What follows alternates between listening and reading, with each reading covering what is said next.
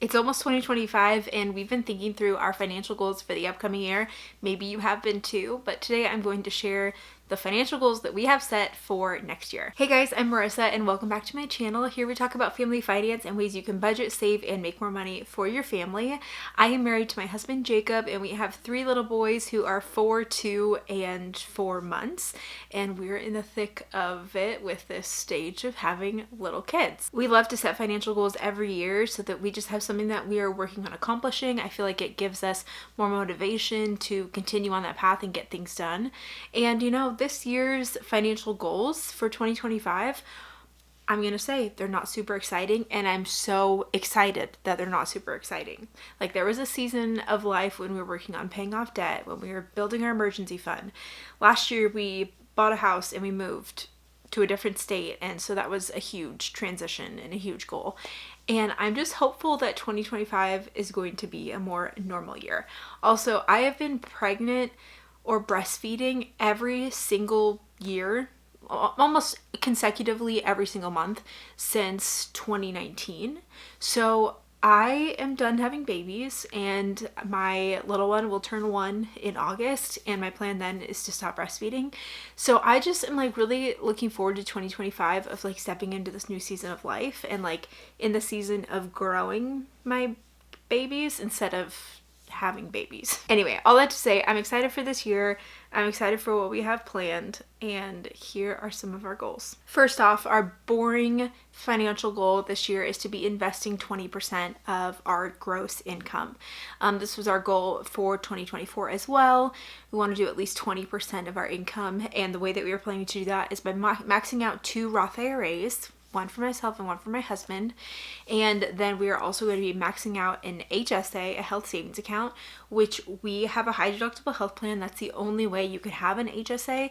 But I love the HSA because of its triple tax advantage, where you put money in before taxes. You can then invest the dollars inside your HSA, and then you can use the dollars in your HSA to be spent on qualified medical expenses.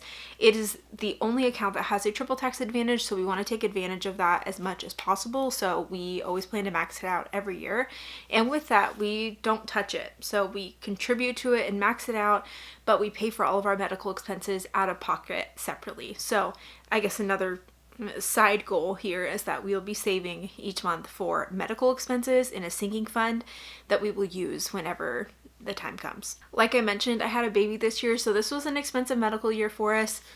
Hopefully it won't be next year, but we're always prepared that we would hit our family max out of pocket with our medical plan, which is $6,400. So what I do is I take the total of that $6,400 and divide it by 12 and save that amount each month and set that aside in a sinking fund. That way we have the money set aside and there whenever we do need to spend on medical.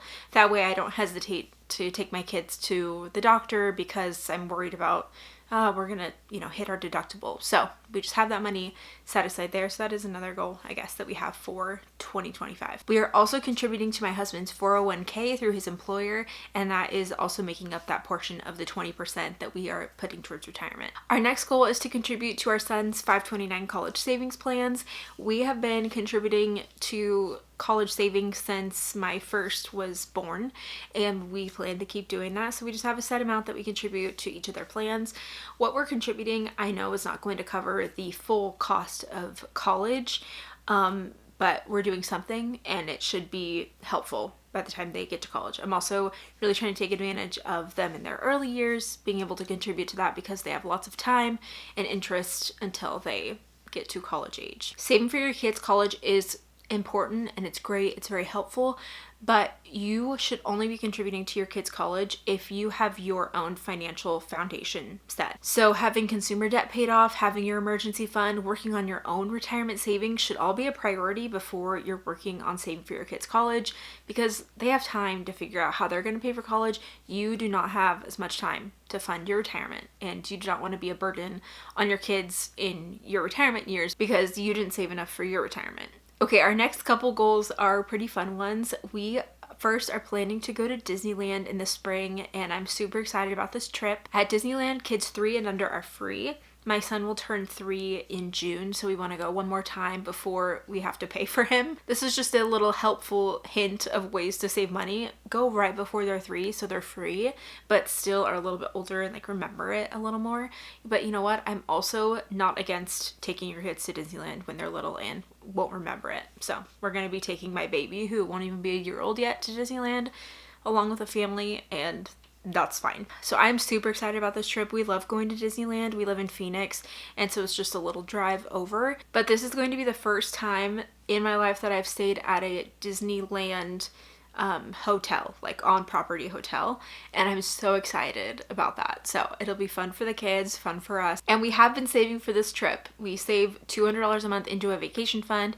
We have money in that fund and we keep saving for it until the trip comes. And another fun goal that we have is my husband and I's 10-year anniversary is next year in July, and I'd really love to be able to do some kind of trip.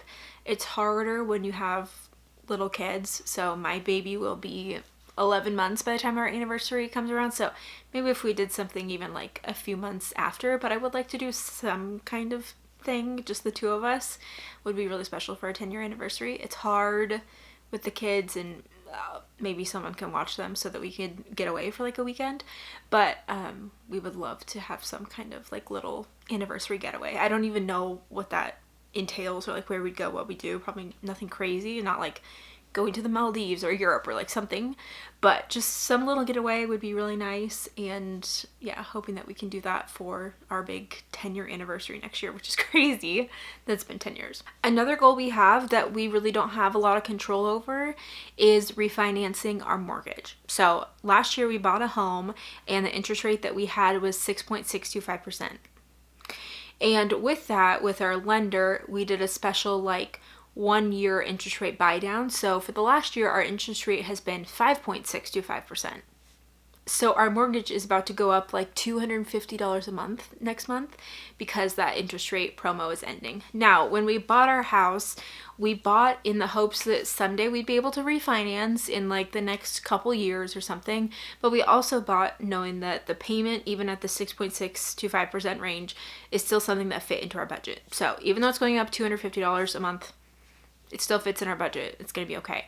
But it would be great to have a lower rate. I know that the Fed is dropping interest rates and hopefully will continue to do that, but we don't have control over what mortgage interest rates are going to look like. But I'm hopeful that maybe in 2025 rates could be in a place that would make sense for us to refinance. I'm not sure exactly how low I think it would need to be for us to refinance. I would definitely need to talk to a loan person and figure that out, because there are closing costs and other things that go into determining if that makes sense for us in that moment. But hopefully a 2025 thing, if not maybe 2026. And again, even though it stinks to have a high interest rate, and we left our like 3.25% interest rate in Oregon, we love being here in Arizona. We've been very grateful to be here the last year, and we still have a payment that fits in our budget even at that higher rate. So those are all of our big financial goals for 2025. Not very exciting, but also super exciting to be in this place now with our finances where we can just be boring. I love a boring financial life. Like that's what we dreamed of years ago. And I'm also just really looking forward to this next stage of life of raising kids now that we feel like our family is complete with our 3 boys. So looking forward to 2025. Let me know in the comments below what financial goals you have set for the new year, and subscribe to my channel so you won't miss any new videos, and I will see you in the next one. Bye.